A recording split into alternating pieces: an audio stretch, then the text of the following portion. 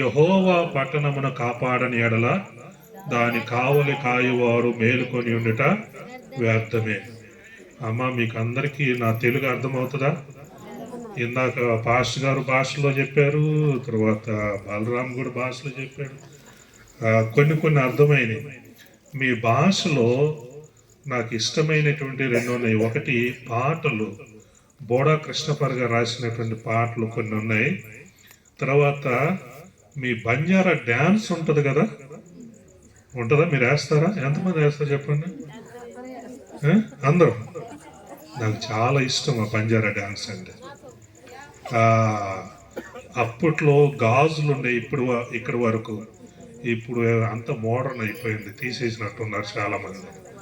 Right, Banjara dance చాలా గొప్పది, అది మంచిది.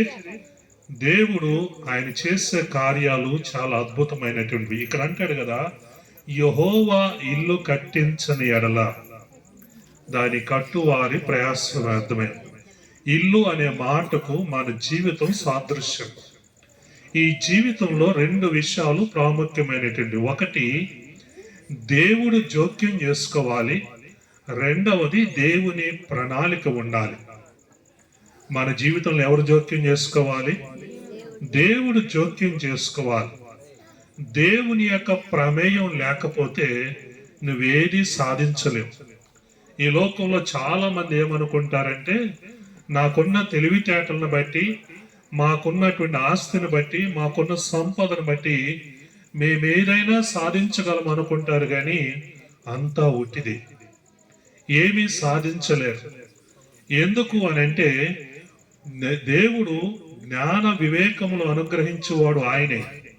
మానవుడికి దేవుడు ఎన్ని తెలివితేటలు ఇచ్చాడంటే అన్ని తెలివితేటలు ఇచ్చాడు. అందుకనే దేవుడు జోక్యం. చాలా మంది ఏమనుకుంటారంటే, మేమేదైనా చేయగలం అనుకుంటారు, మేమేదైనా సాధించగలం అనుకుంటారు. ఒకరోజు ఒక యవనస్తుడు చాలా బాగా చదువుకుంటున్నాడు, 10వ తరగతి చదువుకుంటున్నాడు. వాళ్ళ అమ్మ మంచి ప్రార్థనా పరురాలు. వాళ్ళ అమ్మ ఎప్పుడు చెప్పేది, అరే నువ్వు బాగా చదువుకుంటున్నావు మంచిదే, కానీ ప్రార్థన కూడా చేసుకోరా, దేవుని సహాయం లేకపోతే చాలా కష్టమంటే. ఆ యవనస్తుడు చెప్పాడు, అమ్మా, దేవుడు సహాయం ఎవరికి కావాలి? చేతగాని వాళ్ళకి కావాలి, తెలివి తక్కువ వాళ్ళకి కావాలి, బుద్ధి లేని వాళ్ళకి కావాలి దేవుడి సహాయం. నాలాంటి తెలివి గల వాళ్ళకి దేవుడి సహాయం అక్కర్లేదు అన్నాడు. సరే, తల్లి కనుక ఏం అనలేక ప్రేమిస్తూనే ఉంది, ప్రార్థన చేస్తూనే ఉంది. 10వ తరగతి పరీక్షలు రానే వచ్చాయి. ఇది జరిగిన సంగతి గుంటూరు జిల్లాలోనే. 10వ తరగతి పరీక్షలు రానే వచ్చాయి. వాళ్ళమ్మ ఉద్యోగానికి వెళ్ళేటప్పుడు ఉదయాన్నే బ్రేక్ఫాస్ట్ రెడీ చేసి, టిఫిన్ రెడీ చేసి వాడితో చెప్పింది, అరే టిఫిన్ అంతా రెడీగా పెట్టాను, నువ్వు సమయానికి టిఫిన్ చేసి పరీక్ష రాయడానికి వెళ్ళి మంచిగా రాసిరమ్మా. ఆ పిల్లోడు అన్నాడు, అమ్మా ఈరోజు కొంచెం తలనొప్పిగా ఉంది, నువ్వు వెళ్ళిన తర్వాత నేను వెళ్తానులే, నా పని నేను చేసుకుంటానులే అన్నాడు. వాళ్ళమ్మ డ్యూటీకి వెళ్ళిపోయింది. వీడు ఆ తలనొప్పితో అలా పడుకున్నాడు. మంచి నిద్ర పట్టింది. వాళ్ళమ్మ మధ్యాహ్నం డ్యూటీ నుంచి వచ్చేసరికి వీడు ఇంకా మంచం మీదే ఉన్నాడు. వాళ్ళ అమ్మ అడుగుతుంది, ఏరా పరీక్ష బాగా రాసావా అంటే, అమ్మ ఎంత అయింది టైం, నా బ్రష్ ఏది అని అడుగుతున్నాడు. అప్పుడు వాళ్ళ అమ్మ అంటుంది, అరే ఇప్పుడు బ్రష్ ఏంట్రా, ఇప్పుడు టైం దాటిపోయింది, మధ్యాహ్నం అయిపోయింది, భోజన సమయం అయింది, నీ పరీక్ష కూడా అయిపోయిందిరా, ఇప్పుడు ఏం చేస్తావు అంటే అప్పుడు తలపట్టుకుని ఏడుస్తున్నాడు. ఏమైపోయింది? మానవుని జ్ఞానం ఏమైపోయింది? తెలివితేటలు ఏమైపోయాయి? చాలా మంది ఇలానే అనుకుంటారు. ప్రియమైనటువంటి వారులారా, దేవుని కృప లేకపోతే, దేవుని ప్రమేయం నీ జీవితంలో లేకపోతే ప్రయోజనమేమీ లేదు. లూకా సువార్త 5వ అధ్యాయంలో 2 వ్యక్తులు చేపలు పట్టడానికి వెళ్ళారు. చేపలు పట్టడానికి వెళ్ళి రాత్రంతా ప్రయాసపడ్డారు. ఒక్క చేప కూడా దొరకలేదు. మనం ఒక పని చేసి ఆ పనికి తగిన ఫలితం దొరకకపోతే ఎంత నిరాశ ఉంటుందో చెప్పనక్కర్లేదు. మనకి కొన్నిసార్లు నిరాశతో కూడిన కోపం కూడా వస్తుంది. వాళ్ళిద్దరూ చేపలు పట్టడానికి వెళ్ళి ఒక్క చేప కూడా దొరకలేదు. వారి వలలు కడుగుకుంటూ ఉండగా, శుభ్రం చేసుకుంటూ ఉండగా యేసు వారి దగ్గరకు వచ్చాడు. యేసు వారి దగ్గరకు వచ్చి వారి పడవలలో, వారి దోణల్లో ఒక దోణి ఎక్కి కొంచెం లోతుగా నడిపించమని చెప్పి అప్పుడు అంటున్నారు, ఇప్పుడు వల వేయండి. వాళ్ళు అనుకోవచ్చు, మేము రాత్రంతా చేపలు పట్టాం, చేపలు పట్టడం మాకు బాగా తెలుసు, మేము ఎప్పటి నుంచో ఆరితేరినటువంటి వాళ్ళం, మాకు మంచి తెలివితేటలు ఉన్నాయి, మాకు ఇవన్నీ మంచి అనుభవం ఉంది అని అనుకోవచ్చు. కానీ వాళ్ళు ఒకే ఒక మాట అన్నారు. ఏమన్నారంటే, రాత్రంతయో మేము ప్రయాసపడ్డాం కానీ ఒక్క చేప కూడా దొరకలేదు, అయినను నీ మాట చొప్పున మేము వలలు వేస్తామని చెప్పినప్పుడు, వల వేసినప్పుడు ఎన్ని చేపలు పడ్డాయి? విస్తారమైన చేపలు పడ్డాయి. హల్లెలూయా. ప్రేమైనటువంటి వారులారా, నీ జీవితంలో, మనందరి జీవితాల్లో దేవుని ప్రమేయం లేకుండా, దేవుని జోక్యం లేకుండా, దేవుని సహాయం లేకుండా నువ్వేది సాధించలేవు.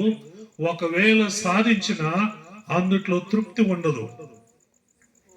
రెండవది, అక్కడ మనం చూసినప్పుడు అంటాడు కదా, యెహోవా పట్టణమును కాపాడని ఎడల దాని కావలి కాయువారు మేలుకొని ఉండట వ్యర్థమే. దేవుడు జోక్యం చేసుకోవాలి, దేవుని యొక్క ప్రణాళిక ఉండాలి. ఆది కాండములో మనం చదువుతున్నాం, 11వ అధ్యాయంలో మనం చదువుతూ ఉన్నప్పుడు కొంతమంది మనుషులకి తెలివితేటలు బాగా ఎక్కువ ఉన్నాయి. అక్కడ గొప్ప మేధావులు ఉన్నారు ఆ ప్రాంతంలో. వాళ్ళు అనుకొని, వాళ్ళందరూ గుమిగూడి ఒక మీటింగ్ పెట్టుకొని ఒక ఆలోచన చేసి వాళ్ళు అనుకున్నారు కదా, రండి ఆకాశమనంటూ గోపురం కడదామన్నారు. వాళ్ళు ఆకాశం అంత ఎత్తు గోపురం కట్టి మంచి పేరు సంపాదించుకుందాం అనుకున్నారు. వాళ్ళు మంచి పేరు సంపాదించుకుందాం అనుకున్నారు. వాళ్ళ తెలివితేటలు ఉపయోగిద్దాం అనుకున్నారు, వాళ్ళకున్న చాతుర్యాన్ని ఉపయోగిద్దాం అనుకున్నారు, వాళ్ళకున్న శక్తి ఉపయోగిద్దాం అనుకున్నారు. పని మొదలు పెట్టారు కానీ ఆ పని చివరి వరకు కొనసాగలేదు, మధ్యలో ఆగిపోయింది. ఈరోజు చాలా మంది ఏమంటారంటే, ఏమండి మేము ఏది మొదలు పెట్టినా మాకు కలిసి రావట్లేదండి, మేము మొదలు పెడుతున్నాం కానీ మధ్యలో ఆగిపోతున్నాయండి, మేము ఆరంభిస్తున్నాం కానీ మాకేమి చేత కావట్లేదండి, ఏం చేయాలో అర్థం కావట్లేదు అని నిరాశ పడేవాళ్ళు చాలా మంది ఉన్నారు. పని మొదలు పెడతారు చాలా మంది, దాన్ని ముగించడం చేత కాదు, దాన్ని విజయవంతంగా తీసుకెళ్లడం చేత కాదు. ఈరోజు చాలా మంది నిరాశలో ఉన్నారు. ఎన్ని ప్రయత్నాలు చేస్తారో.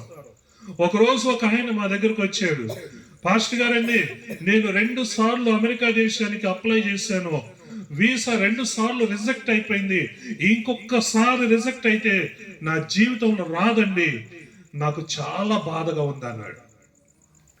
అప్పుడు ఒక మాట అన్నాను, దేవుని ఆత్మ చెప్పమంటుంది, ఈసారి దేవుడు నీకు తప్పకుండా ఇవ్వబోతున్నాడు. హల్లెలూయా. అలాగనే ప్రార్థనకు వచ్చాడు, ప్రార్థన చేయించుకొని వెళ్ళాడు. 3వసారి వీసా 10 సంవత్సరాలు వీసా వచ్చింది. హల్లెలూయా. అక్కడ డాక్టర్ చదవటానికి వెళ్ళాడు. మనుషులకు అసాధ్యమేమో కానీ దేవునికి సమస్తమును సాధ్యమే. హల్లెలూయా. అందుకని అంటాడు, నమ్ముట నీ వల్ల అయితే నమ్మువానికి సమస్తమును సాధ్యం. ఈ యేసు క్రీస్తు లేకుండా, ఆయన యొక్క ప్రమేయం లేకుండా, ఆయన యొక్క శక్తి సామర్థ్యాలు లేకుండా, ఆయన ఆలోచన లేకుండా నువ్వు ఏది చేయలేవు. అందుకని ఆయన ఉన్నతమైనటువంటి సింహాసనాన్ని విడిచిపెట్టి నీ కొరకు, నా కొరకు మానవతారిగా ఈ లోకంలో మన మధ్య నివసించడానికి వచ్చినటువంటి గొప్ప పుణ్యాత్ముడు. హల్లెలూయా. ఆ పుణ్యాత్ముడు జన్మించినటువంటి స్థలం ఏంటో తెలుసా? బెత్లెహేమ్ అనేటువంటి ఒక చిన్న గ్రామంలో ఆయనకు ఒక చిన్న పశువుల పాక దొరికిందంతే. చిన్న గ్రామం, చిన్న పశువుల పాక అంతే. ఈరోజు ఆ చిన్న గ్రామమే, ఆ చిన్న పశువుల పాక ప్రపంచానికి ఒక పుణ్యక్షేత్రం అయిపోయింది. హల్లెలూయా. ప్రపంచానికి ఒక పుణ్యక్షేత్రం అయిపోయింది అది. అనేక మంది ఈ రోజు వెళ్ళి చూసి వస్తున్నారు. యేసు జన్మించిన పశువుల పాక ఎంత దీవించబడిందో. ప్రియమైనటువంటి వారులారా, అదే యేసు నీ ఇంటిలో నీ కుటుంబంలో ఉంటే నీ ఇంటిని కూడా దేవుడు ఆశీర్వదించబోతున్నాడు. నీ ఇంటిని కూడా, నీ కుటుంబాన్ని, నీ పిల్లలను కూడా దేవుడు ఆశీర్వదించబోతున్నాడు. ఎప్పుడో తెలుసా? యేసు మన ఇంటిలో ఉండాలి. హల్లెలూయా. యేసు ఉండాలి. ఈరోజు మరి సందీప్ జన్మదినాన్ని పురస్కరించుకొని ఈ కూడికి ఏర్పాటు చేయటం జరిగింది. ఆ ఫ్లెక్స్ మీద ఒక చక్కని మాట ఉంది, నాకు నచ్చినటువంటి మాట. You are wonderfully made by God. దేవుని చేత అద్భుతంగా చేయబడినటువంటి వాడు. మనం అందరం కూడా దేవుని చేత సృష్టించబడినటువంటి వారు. హల్లెలూయా. మీరందరూ అందమైన వాళ్ళేనా? అందమైన వాళ్ళేనా? మీరందరూ, మిమ్మల్ని అడుగుతున్నాను, అందమైన వాళ్ళేనా? కాదా? అందమైన వాళ్ళేనా? మీ అంత అందమైన వాళ్ళు ప్రపంచంలో ఎక్కడ? రంగును చూడమాకండి. అర్థమైందా? మీరు నలుపు అనుకుంటున్నారు. నలుపు అనేది గోల్డెన్ కలర్ అనమాట. అది ఎంత రుద్దినా పోదు, మళ్ళీ కొత్త తెచ్చుకున్నా. కానీ ఎర్రగొన్న వాళ్ళని చూడండి, ఎండలో గంట సేపు నుంచోబెట్టండి, నల్లగా అవుతారు. దేవుడు మనల్ని గొప్పగా సృష్టించాడు. హల్లెలూయా. మీకు అందరికి ఆధార్ కార్డులు ఉన్నాయా? మీ ఏలు ముద్రలు ఉన్నాయా? మీ ఏలు ముద్ర ప్రపంచంలో ఎవరికి లేదు కదా? ఉందా? మీ ఏలు ముద్ర మీదే. అందుకని దేవుడు అంటాడు, నీవు నన్ను కలుగ చేసిన విధము చూడగా ఆశ్చర్యమును భయమును పుట్టుచున్నవి. హల్లెలూయా. మీ ఏలు ముద్రలు ప్రపంచంలో ఉన్న కోట్లాను మందిలో ఒక్కడికి కూడా లేదు. మీ ఏలు ముద్ర మీదే. మీ ఏలు ముద్రను కాపీ కొట్టేవాడు ఎవ్వడూ లేదు. దేవుడు ఇన్ని ఏలు ముద్రలు ఎలా సృష్టించాడు? అసలు దేవుడు ఇన్ని ఏలు ముద్రలు ఎలా డిజైన్ చేశాడు? ఇవన్నీ ఆయన జ్ఞానము ఊహకు మించింది. హల్లెలూయా. 127వ కీర్తనలు అంటాడు, యెహోవా ఇల్లు కట్టించని ఎడల దాని కట్టువారి ప్రయాసమే. ఇప్పుడు 3, 4, 5 వచనాల్లోకి వచ్చేసరికల్లా పిల్లల గురించి 3 విషయాలు చెప్తున్నాడు. ఒకటి, పిల్లల్ని ఫలముతో పోల్చాడు. ఎవరితో పోల్చాడు? ఫలముతో పోల్చాడు. రెండవది, పిల్లల్ని బాణంతో పోల్చాడు. పిల్లల్ని బాణంతో పోల్చాడు. మూడవది, పిల్లల్ని ధైర్యవంతులుగా పోల్చాడు. హల్లెలూయా. ఇప్పుడు పిల్లలు ఎలాంటి వారంట? గర్భఫలము యెహోవా ఇచ్చు బహుమానము. ఫలం ఇది. ఈ బహుమానం కొరకు, గర్భఫలం కొరకు చాలా మంది, ఇందాక దైవదాసులు చెప్తున్నారు, ఎన్ని ప్రయత్నాలు, ఎన్ని పుణ్యక్షేత్రాలు, ఎన్ని ప్రయత్నాలు చేస్తుంటారు కదా. కానీ దేవుడు వారికి ఆ గర్భఫలం, అందమైనటువంటి పిల్లలు దేవుడు అనుగ్రహించాడు. హల్లెలూయా. ఒక్కొక్కసారి లేని వాళ్ళ బాధను గనక మీరు అడిగితే వాళ్ళు చాలా చాలా చాలా అన్ని ఉన్నాయి. ఒకానొక సమయంలో అబ్రహాము కూడా నిరాశపడ్డాడు. బైబిల్లో అబ్రహాము కూడా నిరాశపడ్డాడు. ఏమనంటే, అబ్రహామా, ఇదిగో నీ సంతానాన్ని నేను ఆశీర్వదిస్తాను అని అంటే, అబ్రహాం అన్నాడు, ఏం ఆశీర్వదిస్తాను ఆయన? ఒక్కడు కూడా లేడా? నా ఇంటి పనివాడు ఉన్నాడు కదా, ఆ పనివాడే వారసుడు అవుతాడేమో కదా. నాకు ఏం సుఖం, నువ్వు అన్ని ఇచ్చావు, కానీ నాకేమి ఇవ్వలేదు, నువ్వు గర్భఫలం ఇవ్వలేదు. కానీ దేవుడు ఏం చేశాడో తెలుసా? 100 సంవత్సరాల వయసులో దేవుడు ఒక ఆశీర్వాదకరమైన సంతానాన్ని ఇచ్చాడు. యెహోవాకు అసాధ్యమైంది ఏది? ప్రియమైనటువంటి వారులారా, ఇక్కడ కూర్చున్న మీ జీవితాల్లో అసాధ్యమైన కార్యాలు, మీ జీవితంలో ఏవైతే జరగవో, ఇది నా వల్ల కాదు అని అనుకుంటున్నారో, మీరు చేయవలసింది ఏంటంటే యెహోవా యందు నమ్మిక ఉంచి మీరు ప్రార్థన చేసి ఆ పనిని ఆరంభించండి. దేవుడు గొప్ప కార్యాలు చేస్తాడు. హల్లెలూయా. ఒక ఆయన ఒకరోజు రైతు వచ్చాడు సంఘానికి. ఒకసారి వాళ్ళ పంట పూర్తిగా ఫలించలేదు, నష్టపోయాడు. మందిరానికి వచ్చి బాధపడుతూ చెప్తున్నాడు, ఏమండి నేను మిరప పంట వేశాను, నాకు ఏమీ కలిసి రాలేదు, అంత నష్టమే వచ్చింది. అందరూ నన్ను అంటున్నాడు దేవుడు మీకేం చేశాడని నన్ను నిరుత్సాహపరుస్తున్నారు అని అంటే, అప్పుడు ఒక మాట చెప్పాను, అయ్యా నువ్వు మొదలు పెట్టే పని పొలంలో ఏది చేసినా నువ్వు ప్రార్థన చేసి మొదలుపెట్టు, దేవుడు నీ కార్యాన్ని నెరవేరుస్తాడు అని చెప్పాడు. ఒకరోజు ఆ విత్తనాలు తీసుకొని వచ్చి పొలంలోకి వెళ్ళి ఆ చెట్టు కింద మోకాళ్ళు వంచి ప్రార్థన చేశాడు. ప్రభువా, మీ దాసుడు చెప్పినట్టుగా ఈ విత్తనాలు చల్లటానికి బయలుదేరుతున్నాను, సహాయం చేయమని ప్రార్థన చేసుకొని ఆ విత్తనాలు చల్లిన తర్వాత పంట చేతికి వచ్చింది. ఆ వ్యక్తి సంఘానికి ఒక పెద్ద బస్తాడు మిరపకాయ మూట వేసుకొని వచ్చాడు. పెద్ద బస్తా మిరపకాయలు తీసుకొని వచ్చాడు. పాస్టర్ గారు, ఇవి మా సంఘంలో, ఇది మా పొలంలో పండినటువంటి పంట మిరపకాయలు, మంచిది. ఆ తర్వాత అతడు ఆ పంట చేతికి వచ్చిన పంటను అమ్మిన తర్వాత మొదటి కూతురు పెళ్లి చేశాడు. హల్లెలూయా. ఇప్పుడు ఎంత ఆశీర్వాదం వచ్చింది చెప్పండి. కూతురు పెళ్లి చేసే అంత ఆశీర్వాదం వచ్చింది. కూతురు పెళ్లి అంటే పోబడా రాబడా? పోబడా రాబడా? ఖర్చు ఎక్కువ ఖర్చు తక్కువ? ఖర్చు ఎక్కువ కదా. కానీ దేవుడు ఏం చేశాడు?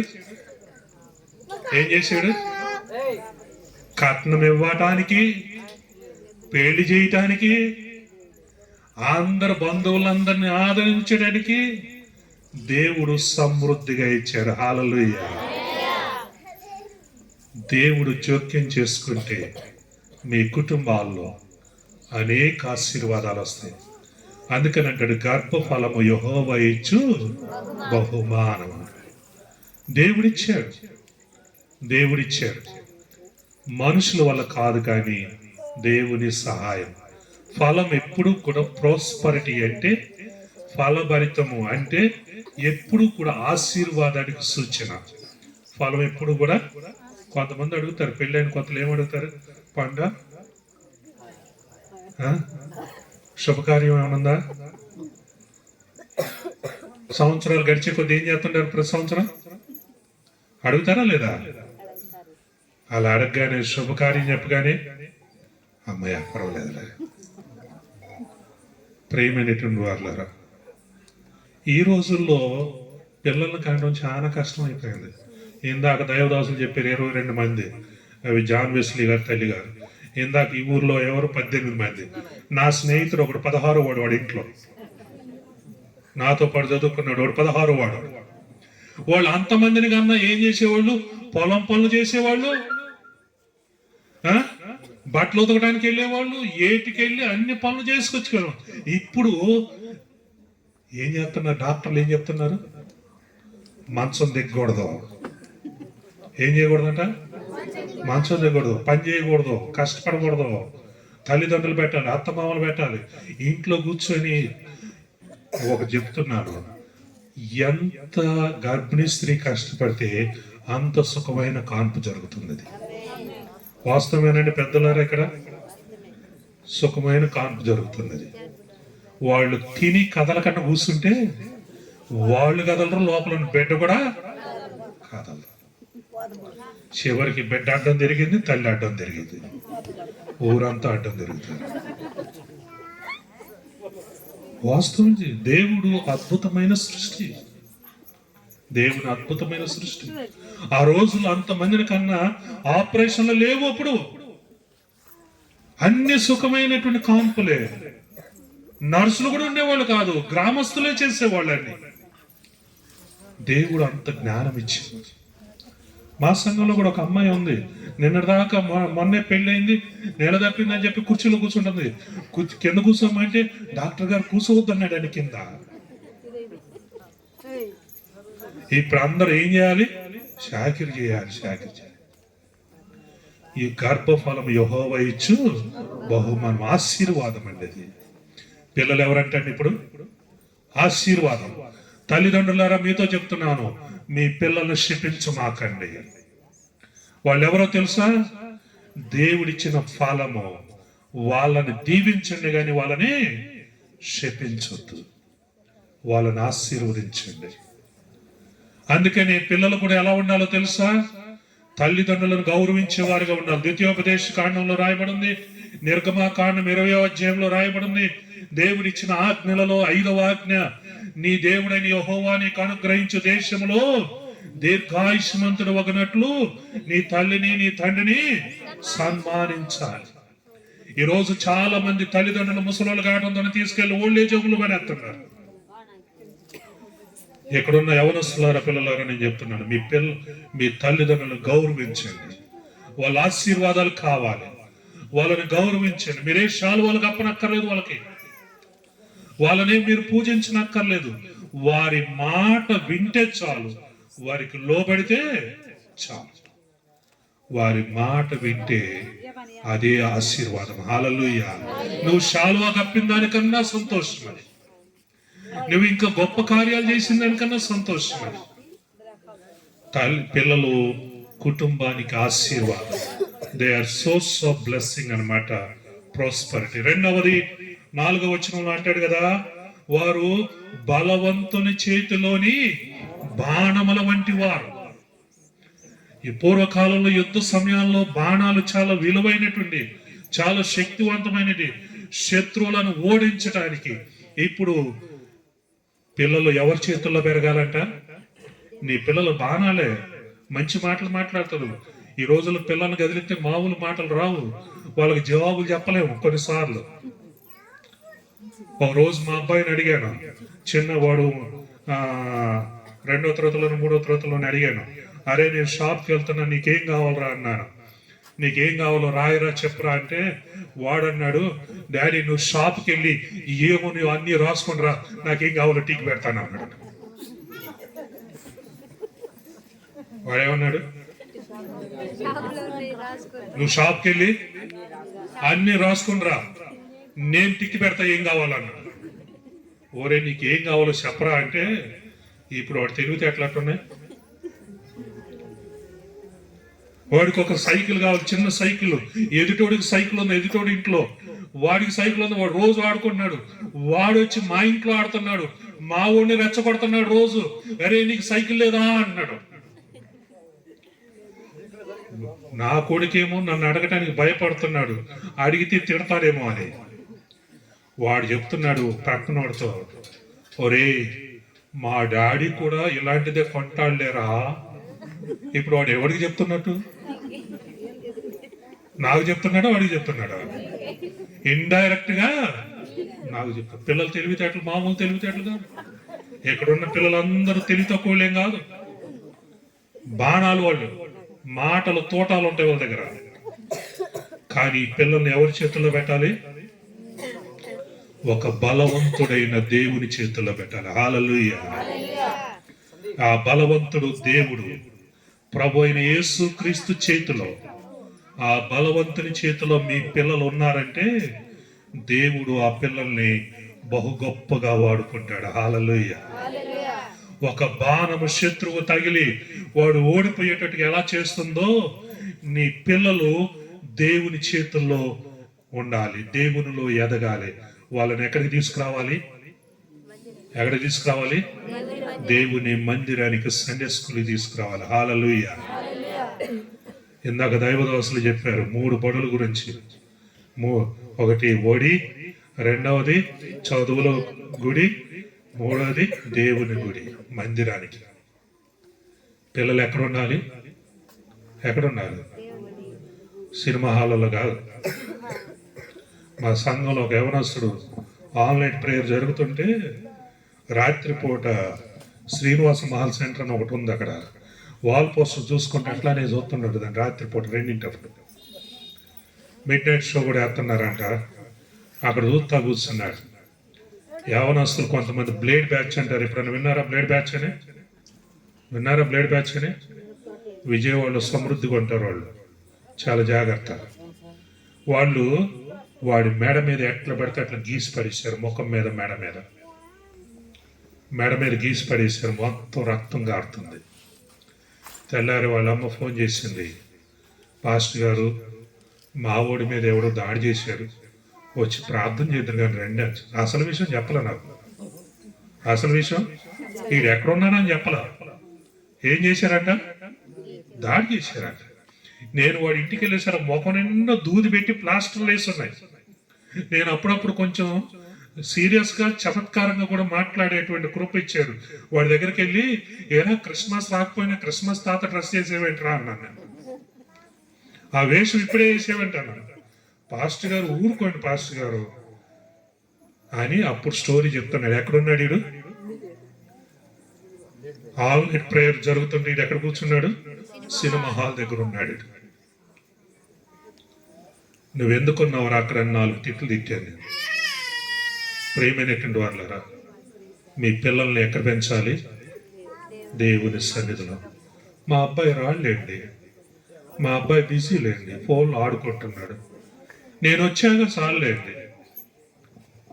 పిల్లలు క్రికెట్ ఆడటానికి వాటికి వీటికి ఫోన్లలో ఆడటానికి టైం ఉంటుంది, కానీ దేవుని మందిరానికి రావటానికి మాత్రం టైం ఉండదు. తల్లిదండ్రులారా, మీరు ఏం చేయాలి? మీ పిల్లల్ని ఏం చేయాలి? దైవికమైన మార్గములో నడవటానికి వారిని ప్రోత్సహించండి. హల్లెలూయా. దేవుని మందిరంలో ఏ మాటలు చెప్తారో తెలుసా? దైవికమైన మంచి నడవడిక కూడిన మాటలే చేపిస్తారు, కానీ లోక సంబంధమైన మాటలు అక్కడ ఉండనే ఉండవు. మూడవది మనం అక్కడ చూస్తున్నప్పుడు 5వ వచనంలో అంటాడు, వారితో తన అంబుల పొది నింపుకొనిన వాడు ధన్యుడు, అట్టి వారు సిగ్గుపడక గుమ్మములో తమ విరోధులతో వాదించుదురు. పిల్లలు కుటుంబానికి గర్వకారణం. హల్లెలూయా. వారు గుమ్మంలో నిలబెడితే ఆ కుటుంబానికి గర్వకారణం. ఈరోజు చాలా మంది పిల్లలు తల్లిదండ్రులకు అవమానాన్ని తీసుకొచ్చే వాళ్ళు ఉన్నారు. పిల్లలు ఎవరికి దీవెనకరంగా ఉండాలి? కుటుంబానికి. అందుకని అక్కడ అంటాడు, గుమ్మములో తమ విరోధులతో వాదించుదురు. ఎలా ఉండాలంట? వాళ్ళు కుటుంబానికి గర్వకారణంగా ఉండాలి. హల్లెలూయా. కుటుంబానికి గర్వకారణంగా ఉండాలి. పిల్లల్ని అలా పెంచాలి. హల్లెలూయా. ఈరోజు చాలా మంది, నిన్న టీవీలో చూశాను, వాళ్ళ అమ్మ తాగడానికి డబ్బులు ఇవ్వలేదంటే ఈడెళ్ళి ఎక్కడ పడుకున్నాడో తెలుసా? కరెంటు తీగల మీద పడుకున్నాడు పైకెక్కి. చూసారా టీవీలో? ఒక్కసారి లైన్ వదిలితే ఏమవుతుంది? దెబ్బతో ఎగిరిపోతాడు. ఇప్పుడు చివరికి ఎలా అయిపోయిందంటే పిల్లలు తల్లిదండ్రుల్ని బెదిరించే స్థాయికి వచ్చారు. పిల్లలు ఏమంటున్నారు? ఏం సంపాదించావు నా కొరకు? ఉన్నారా ఈ రోజుల్లో? చాలా మంది. ప్రియమైనటువంటి వారులారా, దేవుడు పిల్లల్ని 3 రకాలు. ఒకటి ఫలంతో పోల్చాడంటే ఆశీర్వాదం, రెండవది విజయానికి సూచన వాళ్ళు, మూడవది కుటుంబానికి గర్వకారణం. అలాంటి ధన్యత ప్రతి కుటుంబంలో ఉండాలి. హల్లెలూయా. ఇప్పుడు పిల్లలు ఎలా ఉండాలి? కుటుంబానికి ఆశీర్వాదకరంగా ఉండాలి. వారు పిల్లలు ఎప్పుడూ కూడా జయించే వారిగా ఉండాలి, ఓడిపోయే వారిగా కాదు. అలా జయించే వారిగా ఉండాలి అని అంటే వారు దేవుని వాక్యములో పెంచబడాలి. అందుకనే మొదటి కీర్తన అంటాడు కదా, దుష్టుని ఆలోచన చొప్పున నడవక, పాపుల మార్గమున నిలువక, అపహాస్కులు కూర్చుండు చోటున కూర్చుండక, యెహోవా ధర్మశాస్త్రమునందు ఆనందించుచు దివారాత్రము దానిని ధ్యానించేవాడు ధన్యుడు. పిల్లలు 3 రకాలుగా, ఒకటి ఆశీర్వాదకరంగా ఉండాలి, రెండవది జయించే వారిగా ఉండాలి, మూడవది కుటుంబానికి గర్వకారణంగా పేరు తెచ్చేవారిగా ఉండాలి. ఈరోజు చాలా కుటుంబాలు వాళ్ళ పిల్లలను బట్టి దుఃఖించే వాళ్ళు ఉన్నారు, వేదన చెందే వాళ్ళు ఉన్నారు, బాధపడే వాళ్ళు ఉన్నారు. అయ్యా, మా పిల్లల స్థితి బాగలేదు, మా పిల్లల స్థితి బాగలేదు, మా కుటుంబం పరిస్థితి బాగలేదు. మా ఊర్లో ఒక ఆయన ఉన్నాడు, పిల్లలు త్రాగి బ్లేడ్లు పెట్టి వాళ్ళ శరీరాలు వాళ్ళే కోసుకుంటారు. అంత దుర్మార్గమైనటువంటి పరిస్థితి. కోసుకొని వచ్చాడు, అంటాడు, నానా నా ఆస్తి నాకు ఇచ్చేసే అంటాడు. ఆ బిల్డింగ్ ని 60 లక్షలకు అమ్మేసి ఆ డబ్బులన్నీ పంచిపెట్టి మీరు సావండి అని చెప్పి వదిలేసాడు వాళ్ళు. ఈ రోజు ఎంత పరిస్థితులు అంటే అంత పరిస్థితులు. ప్రియమైనటువంటి వాళ్ళారా, మన కుటుంబాలు దీవించబడును గాక. మన పిల్లలు ఎలా ఉండాలి?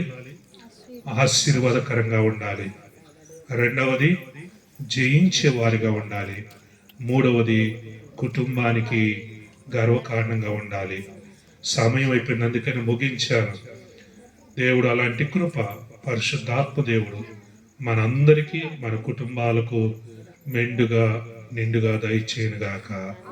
అదేవిధంగా మరి నూతన సంవత్సరంలో ప్రవేశించినటువంటి సందీప్కు దేవుని యొక్క ఆశీస్సులు, దైవదాసులు చెప్పినటువంటి ఆశీర్వాదాలు ఏవైతే ఉన్నాయో ఆ బిడ్డ జీవితంలో అవన్నీ నెరవేరునుగాక.